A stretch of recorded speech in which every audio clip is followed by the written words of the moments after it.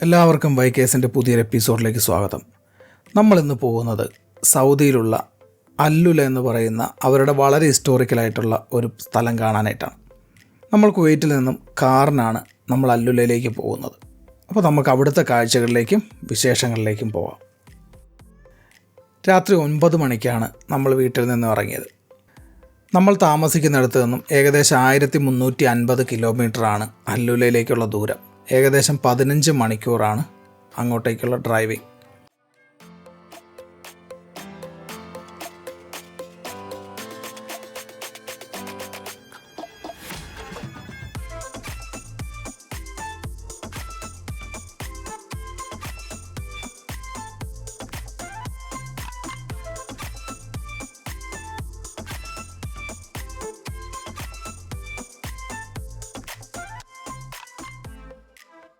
നമ്മൾ ഏകദേശം ബോർഡറിനോട് അടുക്കാറായി. അപ്പോൾ ബോർഡറിനോട് ചേർന്ന് തന്നെ അവിടെ ഒരു പെട്രോൾ പമ്പുണ്ട്. അപ്പോൾ നമ്മൾ ആ പെട്രോൾ പമ്പിൽ കയറി പെട്രോൾ ഫുള്ള് ആക്കിയിട്ടാണ് നമ്മൾ പോകുന്നത്. കാരണം എന്താണെന്ന് വെച്ച് കഴിഞ്ഞാൽ സൗദിയിലേക്ക് കയറി കഴിഞ്ഞാൽ പിന്നെ പെട്രോളിൻ്റെ വില നേരെ ഇരട്ടിയാണ് കുവൈറ്റിനെ അപേക്ഷിച്ചിട്ട്.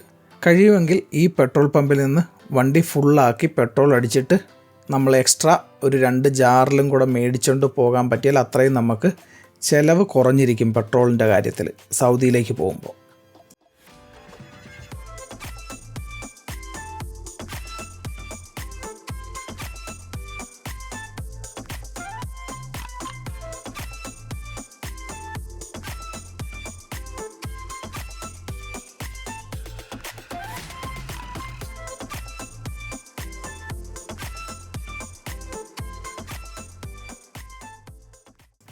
നമുക്ക് മുന്നിൽ ഈ കാണുന്നതാണ് സൽമി ബോർഡർ ചെക്ക് പോയിൻറ്റ്. ഇവിടുത്തെ ചെക്കിങ് കഴിഞ്ഞ് ഏകദേശം ഒരു 2 കിലോമീറ്റർ മുന്നോട്ട് വീണ്ടും പോയാലാണ് സൗദിയുടെ ചെക്ക് പോയിൻ്റ് ഉള്ളത്. നമ്മൾ കഴിഞ്ഞ പ്രാവശ്യം ബഹ്റിനിലേക്ക് പോയത് നുവൈസീബ് പോർട്ട് വഴിയാണെങ്കിൽ ഇപ്രാവശ്യം നമ്മൾ അല്ലുലേക്ക് പോകുന്നത് സൽമി ബോർഡർ വഴിയാണ്. അതാണ് നമുക്ക് പോകാൻ എളുപ്പം.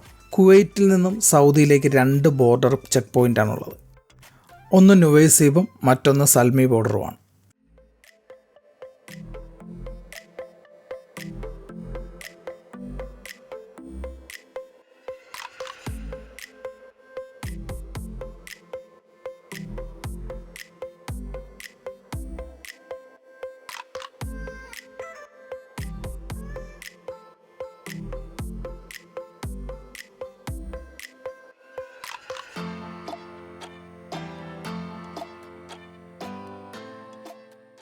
കുവൈറ്റിൽ നിന്ന് സൗദിയിൽ നിന്നുള്ള ആളുകൾ ഏറ്റവും കൂടുതൽ വരാനും പോകാനും മറ്റാവശ്യങ്ങൾക്കുമായിട്ട് ഏറ്റവും അധികം ഉപയോഗിക്കുന്നത് സൽമി ബോർഡറാണ്. അതുകൊണ്ട് തന്നെ ആ ബോർഡർ വളരെ വലുതും അവിടെ അത്യാവശ്യം നല്ല തിരക്കുമുള്ളൊരു ബോർഡറാണ്. കുവൈറ്റിൽ നിന്നുള്ളവർ മക്കയിലേക്കും മദീനയിലേക്കും ഒക്കെ പോകാനായിട്ട് ഉപയോഗിക്കുന്നതും ഈ സൽമി ബോർഡർ തന്നെയാണ്.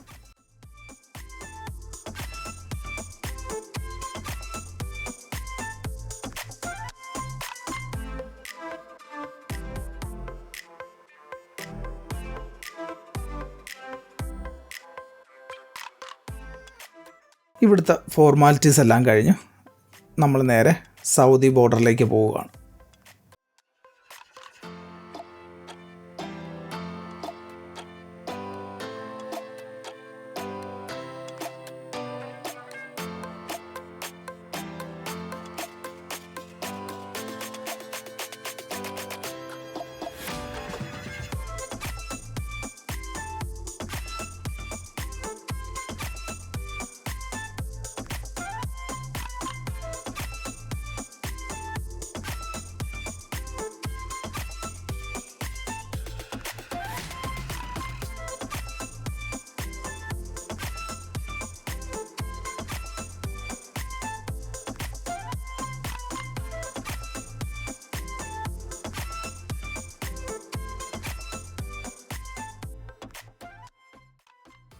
നമുക്ക് മുന്നിൽ ഈ കാണുന്നതാണ് സൗദി ബോർഡർ ചെക്ക് പോയിൻ്റ്. ഒരു എയർപോർട്ടിനോളം തന്നെ വലിപ്പമുള്ള നല്ല വൃത്തിയുള്ള ഒരു border check point.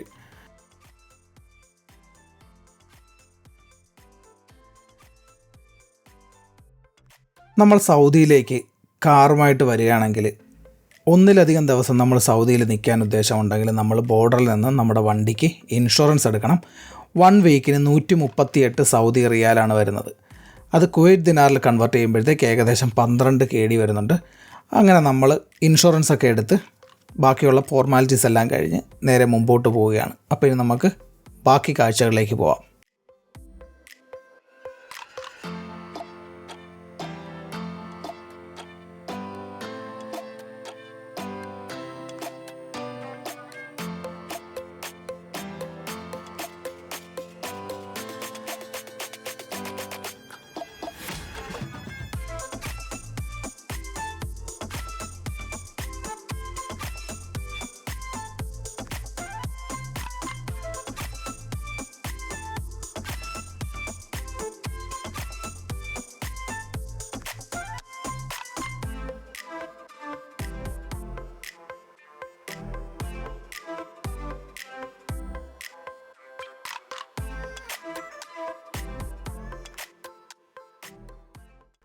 Saudi border കഴിഞ്ഞാൽ പിന്നെ വരുന്ന സിറ്റി എന്ന് പറയുന്നത് ഹഫർ അൽ ബത്തീനാണ്. ഏകദേശം ബോർഡറിൽ നിന്ന് 130 കിലോമീറ്ററാണ് അങ്ങോട്ടുള്ള ദൂരം. അപ്പോൾ നമ്മൾ ഹഫർ അൽ ബത്തീൻ സിറ്റിയുടെ ഉള്ളിൽ കൂടെയാണ് നമ്മൾ പോകുന്നത്.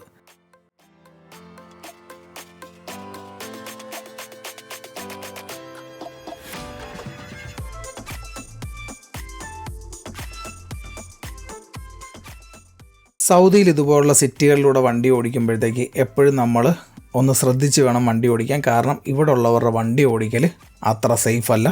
അപ്പോൾ നമ്മളെപ്പോഴും നമ്മുടെ ഒരു സേഫ്റ്റി നോക്കി വേണം വണ്ടി ഓടിക്കാനായിട്ട്.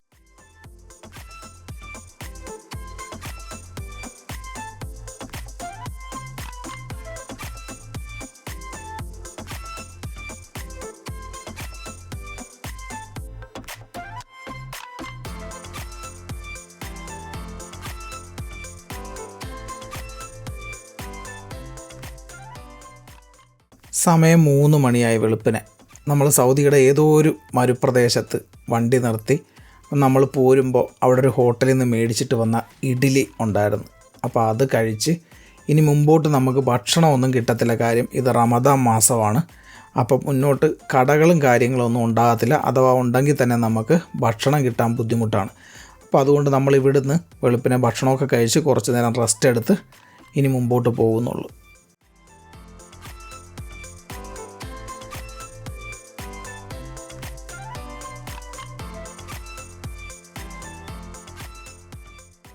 അങ്ങനെ നമ്മൾ ഇഡ്ഡലിയൊക്കെ കഴിച്ച് ഒരു 3 മണിക്കൂർ കിടന്നുറങ്ങി. ഏകദേശം 6 മണിയായപ്പോൾ നമ്മൾ വീണ്ടും യാത്ര തുടർന്നു. നമ്മുടെ വണ്ടിയിൽ പെട്രോൾ തീരെ കുറവാണ്. നമ്മൾ കുറേ നേരമായിട്ട് പെട്രോൾ സ്റ്റേഷൻ തിരക്കി നടക്കുവാണ്. പക്ഷേ അത് ഉള്ളതൊന്നും തുറന്നിട്ടില്ല, എല്ലാം അടച്ചിട്ടിരിക്കുവാണ്. നമ്മൾ സൗദിയിൽ മരുഭൂമിയിലോ അല്ലെങ്കിൽ മറ്റു വിജനമായ സ്ഥലത്തൂടെ വണ്ടി ഓടിക്കുമ്പോഴത്തേക്ക് നമ്മൾ പ്രത്യേകം ശ്രദ്ധിച്ചിരിക്കേണ്ട ഒരു കാര്യമാണ് സൗദിയിലെ ട്രാഫിക് ക്യാമറകൾ. അത് ചെറിയൊരു തേനീച്ചപ്പെട്ടിയുടെ അത്രയും തന്നെ വലിപ്പത്തിൽ റോഡിൻ്റെ സൈഡിൽ വെച്ചിട്ടുണ്ടാകും. പലപ്പോഴും നമ്മളത് ശ്രദ്ധിക്കലുണ്ടാവില്ല. അതുപോലെ തന്നെ അതിന് ചിലപ്പോൾ മുന്നറിയിപ്പ് ബോർഡുകളും കാണത്തില്ല. തിരിച്ചു പോരാനായിട്ട് നമ്മൾ ബോർഡറിലെത്തുമ്പോഴായിരിക്കും നമ്മുടെ വണ്ടിയിൽ അടിച്ചിരിക്കുന്ന ഫൈൻ അവിടെ സിസ്റ്റത്തിൽ എൻ്റർ ആയിട്ടുണ്ടാകും. നമ്മൾക്ക് ആ ഫൈൻ അടയ്ക്കാതെ കണ്ട് തിരിച്ച് ബോർഡർ കയറി പോരാൻ പറ്റത്തില്ല. അപ്പോൾ കഴിയുന്നതും റോഡ് നിയമങ്ങൾ പാലിച്ച് തന്നെ വണ്ടി ഓടിക്കാൻ ശ്രദ്ധിക്കുക. വണ്ടി ഓടിക്കുമ്പോൾ കഴിയുന്നതും മൊബൈൽ ഉപയോഗിക്കാതിരിക്കുക.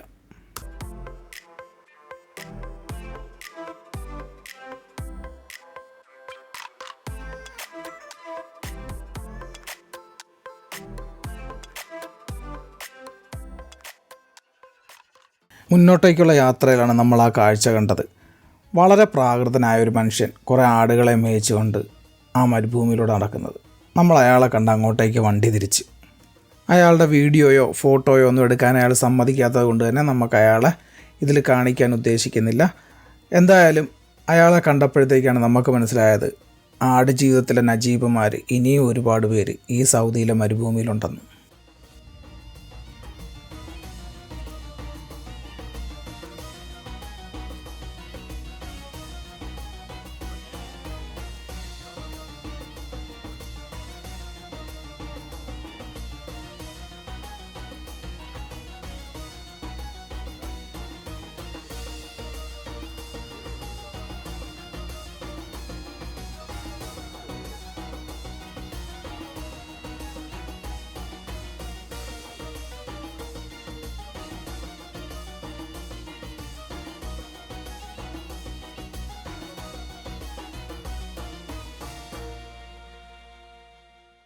അങ്ങനെ അവിടെ നിന്ന് കുറച്ച് നേരം ആ കാഴ്ചകളൊക്കെ കണ്ടതിന് ശേഷം ആ മനുഷ്യനോട് യാത്ര പറഞ്ഞ് നമ്മൾ മുന്നോട്ടേക്ക് പോകുന്നു.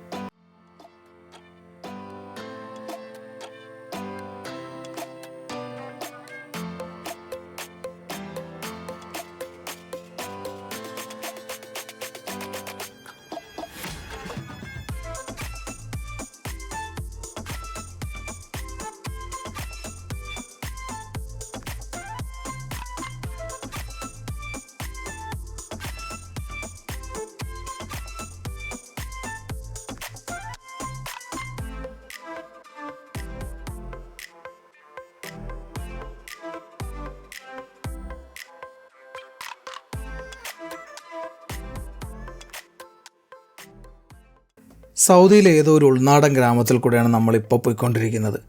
പക്ഷേ സമയം 8 മണിയായെങ്കിലും ഒരു മനുഷ്യനെ പോലും നമ്മൾ ഇത്രയും നേരമായിട്ടും പുറത്തെങ്ങും കണ്ടിട്ടില്ല. ഇവിടെ കാണുമ്പോൾ നമുക്ക് തോന്നുന്നത് ഏതോ പ്രേത നഗരത്തിൽ കൂടെയാണ് നമുക്ക് വണ്ടി ഓടിക്കുന്നതെന്ന് തോന്നും. അത്രയും പൊട്ടിപ്പൊളിഞ്ഞ് കിടക്കുന്ന കുറേ ബിൽഡിങ്ങുകളും കാര്യങ്ങളൊക്കെയാണ് ഇവിടെ ഉള്ളത്.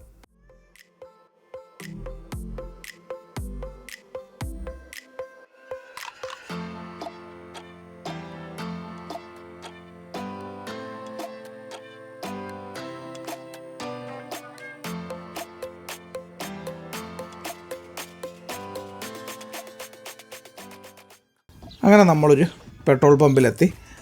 പക്ഷേ ഇവിടെ അവസ്ഥ സെയിമാണ്, തുറന്നിട്ടില്ല. 10 മണിയൊക്കെ ആകും ഇത് തുറക്കുമ്പോഴത്തേക്ക്. നമ്മളെന്തായാലും ഇതിനോട് ചേർന്ന് തന്നെ ഒരു മോസ്ക് ഉണ്ട്. അപ്പോൾ അവിടെ ടോയ്ലറ്റും കാര്യങ്ങളൊക്കെ ഉണ്ട്. അപ്പോൾ നമ്മൾ ടോയ്ലറ്റിലൊക്കെ പോയി നമ്മളൊന്ന് ഫ്രഷായി വന്നപ്പോഴത്തേക്കും പമ്പ് തുറന്നിട്ടുണ്ട്. അങ്ങനെ നമ്മൾ പെട്രോൾ അടിച്ച്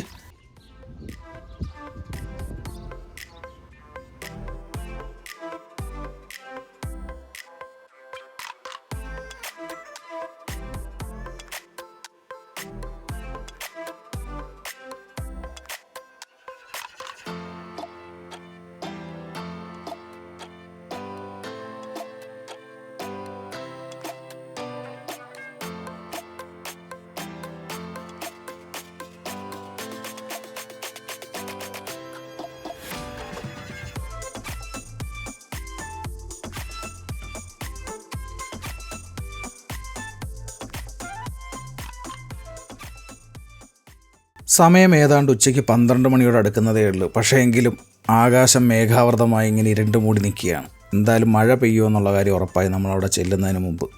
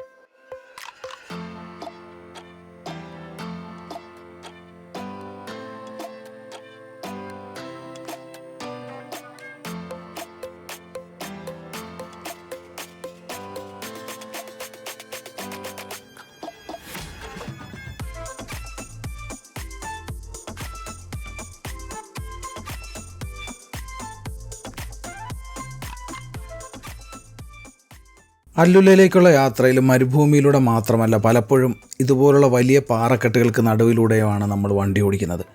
വളരെ നല്ലൊരു അനുഭവമാണ് ഈ പാറക്കെട്ടുകൾക്ക് നടുവിലൂടെയുള്ള യാത്ര. നമ്മളെ അത്ഭുതപ്പെടുത്തിയ മറ്റൊരു കാര്യം എന്താണെന്ന് വെച്ച് കഴിഞ്ഞാൽ, ഈ പാറക്കെട്ടുകൾക്കിടയിൽ പലയിടത്തും മനുഷ്യർ താമസിക്കുന്നുണ്ടെന്നുള്ളത് തന്നെയാണ്.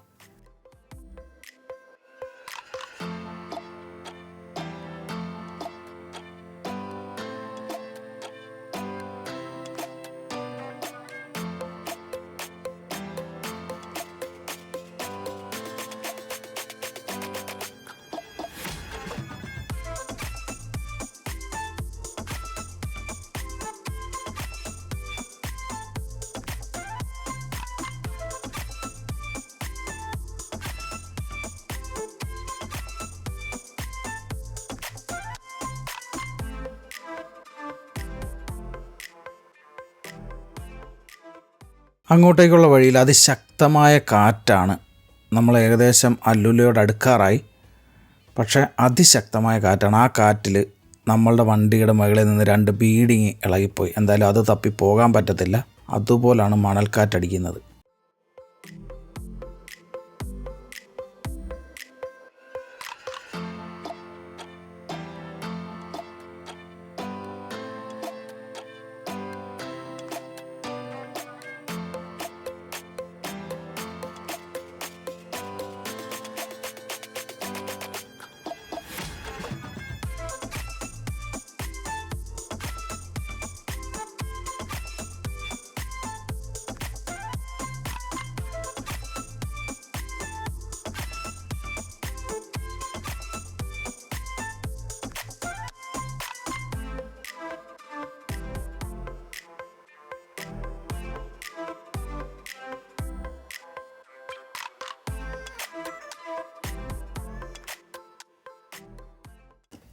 ഏകദേശം 4-5 മണിക്കൂർ അതിശക്തമായ മഴയായിരുന്നു. ആ മഴയ്ക്ക് ശേഷം നമ്മൾ അല്ലുല അടുക്കാറായപ്പോൾ നല്ല തെളിഞ്ഞ ആകാശമായി.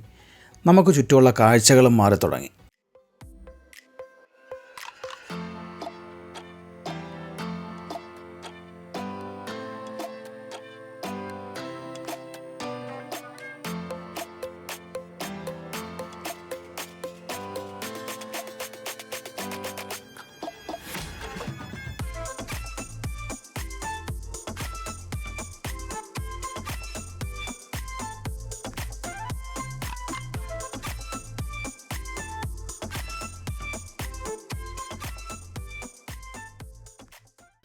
ചുറ്റും മണൽപ്പാറകൾ നിറഞ്ഞ ഒരു പ്രദേശം തന്നെയാണ് ഇനി മുന്നോട്ടുള്ളത്.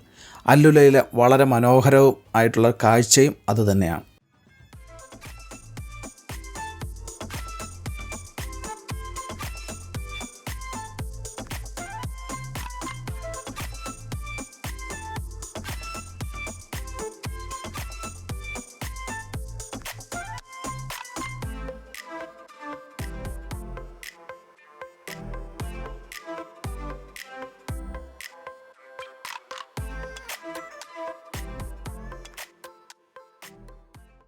അങ്ങനെ നീണ്ട 18 മണിക്കൂറുകൾക്ക് ശേഷം നമ്മൾ അല്ലുലയിലെത്തി. നമ്മൾ നേരെ പോയത് ഇവിടുത്തെ പ്രധാന ടൂറിസ്റ്റ് കേന്ദ്രങ്ങളിലൊന്നായ ഹെഗ്രയിലേക്കാണ്. ഈ കാണുന്നതാണ് ഹെഗ്രയുടെ എൻട്രൻസ്. ഇവിടെ വണ്ടി പാർക്ക് ചെയ്തതിന് ശേഷം ഇവിടുന്ന് ഇവരുടെ ബസ്സിലാണ് നമ്മളെ അകത്തേക്ക് കൊണ്ടുപോകുന്നത്. നമ്മൾ ഹെഗ്രയിലെത്തിയപ്പോൾ സമയം താമസിച്ചതിനാൽ എന്തായാലും ഇന്ന് നമുക്ക് ഹെഗ്ര കാണാൻ പറ്റില്ല. അപ്പോൾ നാളെ അല്ലുലയിലെ കണ്ണഞ്ചിപ്പിക്കുന്ന കാഴ്ചകളും വിശേഷങ്ങളുമായി മറ്റൊരു വീഡിയോയിൽ കാണുന്നിടം വരെ ബൈ ബൈ. എല്ലാവർക്കും നല്ലൊരു ദിവസം ആശംസിക്കുന്നു.